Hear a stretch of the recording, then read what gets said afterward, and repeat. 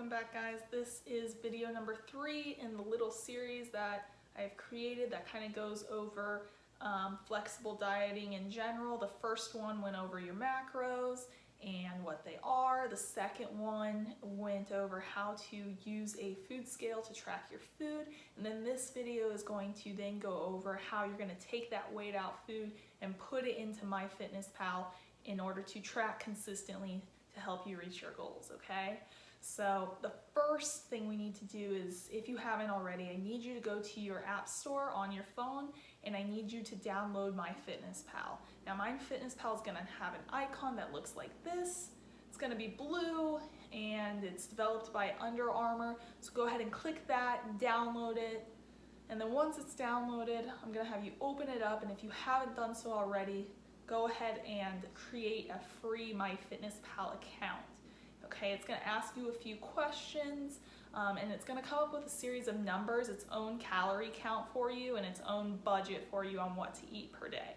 All right, but I'm going to actually tell you to go ahead and forget all of that because I have already come up with those beginning macro numbers for you. Those are going to be available in your Google Drive and we would have already talked about it by now. So I want you to forget the numbers that MyFitnessPal gives you.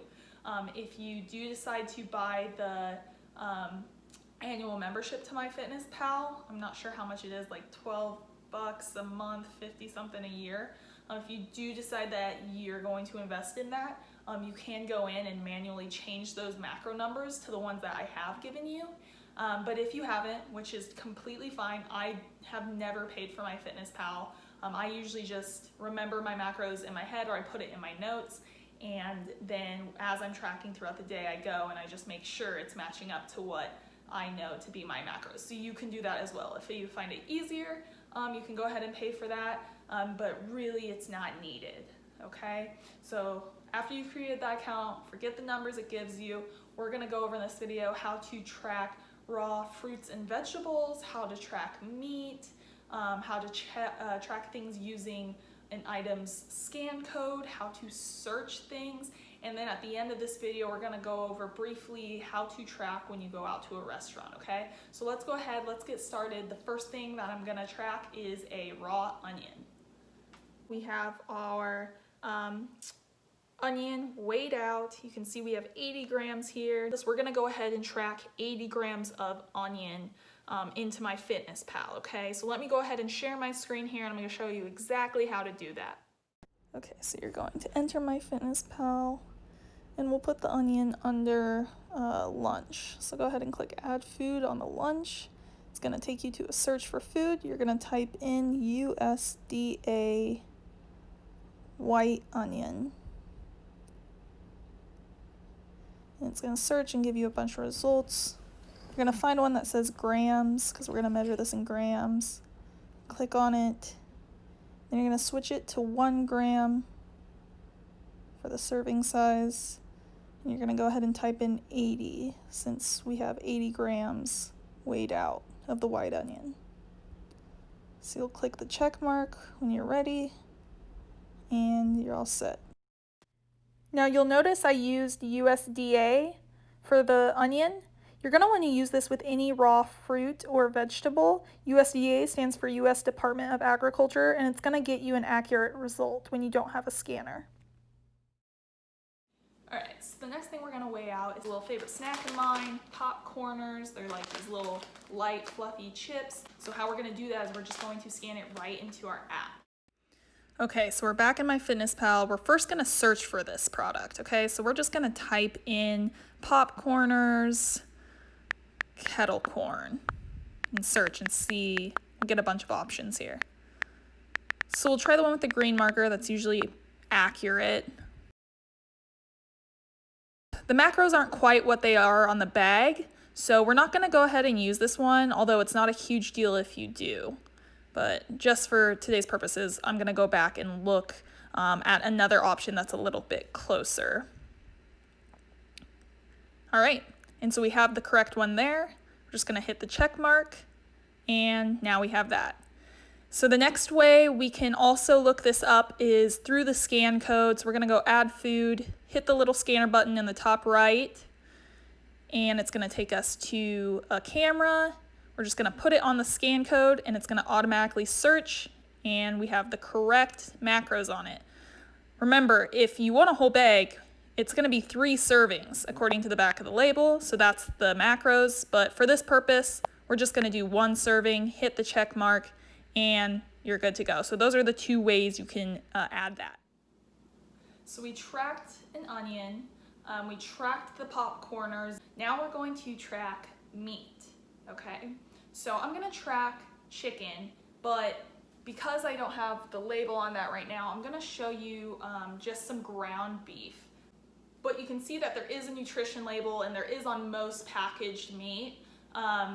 This says that a serving size is 4 ounces or 112 grams. Now this is referring to the raw weight, okay? Most time meat, it doesn't tell you if it means raw or cooked. If it doesn't, it's usually referring to the raw weight. However, for the purposes of you just getting started, I don't want you to care about that much. Weigh it either way. If you make beef or chicken in bulk and you want to go ahead and weigh it after you cook it and put that weight in, that's fine, okay? Now, for demonstration purposes, I've already weighed out what I'm gonna use for lunch today. So I got about 10 ounces of chicken breast here. It's raw, I haven't cooked it yet, but I'm gonna make some chicken nuggets with it. So I have that weighed out, and I'm gonna show you how to put that into MyFitnessPal. Now I could search it like we've done. I could scan the code, because a lot of the meat packages do have codes, but for this instance, I'm gonna act like I don't have the packaging. What I can do, because I use this meat so often, is I can actually go back in my history and enter it that way. So I'm gonna show you how to do that on my screen right now. So we'll go to add food again, and in the search bar, we're going to type out chicken, and you'll see that all of my chicken items that I've had recently pop up. I'm going to choose the first one because that is the chicken breast that we are dealing with for this specific thing. I'm going to just go ahead and check out all the different serving sizes. I can use 4 ounces, 1 ounce, a gram, but we'll just choose 1 ounce for this. Type in 10 ounces because that's what I'm having, and then we'll hit the check mark, and it will get added to our lunch. So just like that. All right, so now let's say you have a food product, you go to scan it and it's saying it can't find it. And you go to search and you can't find the specific food that you're looking for. Well, if you have the nutrition label, or you're gonna go to a restaurant and you look up the nutrition information ahead of time, there is one way that you can track it into MyFitnessPal. And that's by simply going on and searching for each macronutrient specifically, and then manually entering the number of grams that is in each food. Okay, so let me show you how to do that. Go to my screen really quick. So let's say we can't find a food. We can go and manually search each macronutrient. First, we'll type in carb grams. We'll search that, and it'll give us a bunch of different options. Just choose one, and you can see that we can manually now enter as many grams as we want for carbs, and it'll have the correct calorie content and macro content. All right? We can also then exit out, and then you can repeat the process for both fats and proteins, and you'll get your full macro makeup of the food. So now that we've gone over a variety of ways to track different foods at your house, a common question on, how do I track food if I'm traveling and I go out, or if I want to go to dinner with someone or lunch? This is very common. You can totally adhere to flexible dieting rules while also going out to eat. You just once again need to be mindful and track to the best of your ability. What you're going to want to do is you're going to want to have a game plan. Okay, so if you know you're going to be going out to a restaurant, try and ask if you can pick the restaurant and know ahead of time so that you can search the restaurant before you go and see what would be most appropriate to order in order to track your macros correctly. Most bigger restaurants are going to actually have their nutrition information into MyFitnessPal. If they don't, you can try searching the restaurant just like you would a normal food. And if that doesn't work, you can always go onto the company website and look for their nutrition information there.